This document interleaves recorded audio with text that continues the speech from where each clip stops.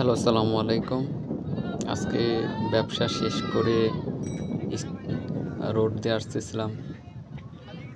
তো রোড দিয়ে আসতে, আসতে হঠাৎ করে একটা ভাইয়া সিগন্যাল দিল। সিগন্যাল দিয়ে বলতেছে, "ভাইয়া একটু দাঁড়াও তো।" তো দেখি ভাইয়া কি বলে। ভাইয়া আসলো, আসার পরে বলল যে, "ভাইয়া তোমার কাছে কি কফি পাওয়া যাবে?" তো আমি বললাম, "হ্যাঁ ভাইয়া, কফি পাওয়া যাবে।" তো মেবি সম্ভবত ভাইয়াটা খেলাধুলা শেষ করে আসতেছিল।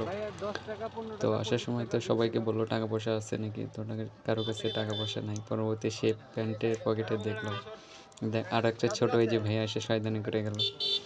তো দেখার পরে বলতেছে যে, "ভাইয়া সরি, দুঃখিত, টাকা নিয়ে আসতে ভুলে গেছি, তো নেক্সট টাইমে ইনশাল্লাহ খাবো।" তো আমি বলছি, "ঠিক আছে ভাই, ধন্যবাদ, ভালো থাকবেন।"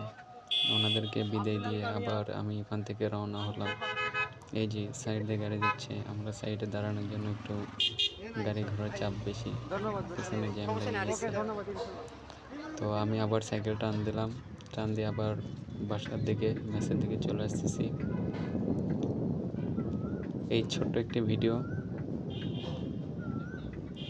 আশা করি আপনাদেরকে ভালো লাগবে।